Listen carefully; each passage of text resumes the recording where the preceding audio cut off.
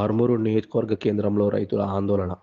Clock tower దగ్గర రాస్తారోకో నిర్వహించిన రైతులు. తడిసిన ధాన్యాన్ని ప్రభుత్వం తక్షణమే కొనుగోలు చేయాలని రైతుల డిమాండ్. మొలకెత్తిన ధాన్యాన్ని చేతిలో పట్టుకుని నిరసన దిగిన రైతులు, వారి కుటుంబ సభ్యులు. ప్రభుత్వ నిర్లక్ష్యం వల్లే ఎఫ్సీఐ కొనుగోలు కేంద్రాలలో వరి ధాన్యం తడిసిపోయిందని రైతుల ఆవేదన. వర్షం వల్ల తడిసిన వడ్లు మొలకెత్తుతున్నాయంటూ ఆందోళనకు దిగిన రైతులు. తడిసిన ధాన్యానికి ప్రభుత్వం నష్టపరిహారం చెల్లించాలని రైతుల డిమాండ్. ఎలాంటి తరుగు లేకుండా యుద్ధ ప్రతిపాదికన ధాన్యాన్ని కొనుగోలు చేయాలంటూ రైతుల నినాదాలు. ఆర్మూరు నుండి నిజామాబాద్ వెళ్లే రహదారిపై నిలిచిపోయిన వాహనాలు.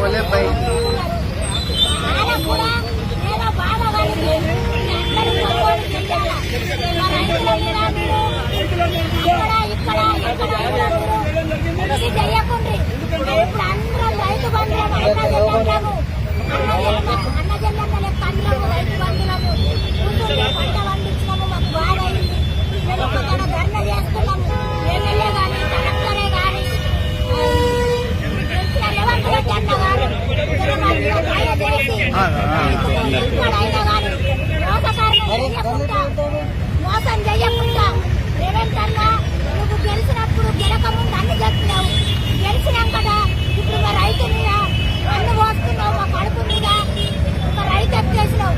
ఆ రైతుని పక్కకు తొలుగా కొట్టేసి అట్ల ధర ఏందో నువ్వు మాకు ఏమి పంట లేకుండా మా అట్లను నువ్వు కొనాలా, డబ్బులు ఎంజరే మా తాతలలో వెయ్యాలా, రైతుకు బాధ పెట్టకు, రైతుకు పంట పండించిన పంటని కొనాలా.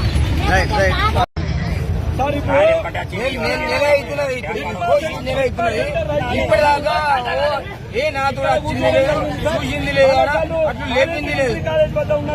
3 ఆనెలు పట్టే 3 ఆనెలకు నానిపోయినాయి. పూర్తిగా లాకలు వస్తున్నాయి. దయచేసి మాకు ఇప్పటికైనా ఈ రోజు నుంచి ఎందుకోసమంటే ఎలాంటి తరుగు లేకుండా వచ్చిన ధాన్యాన్ని కూడా యథావిధిగా వెంటనే అట్లాగే తూకాలు వేసి వెయ్యని అట్లని కూడా వెంటనే తూకాలు వేయాలి సార్.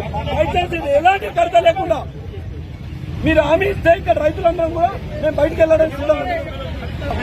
అంతే ఇంకేమే సార్.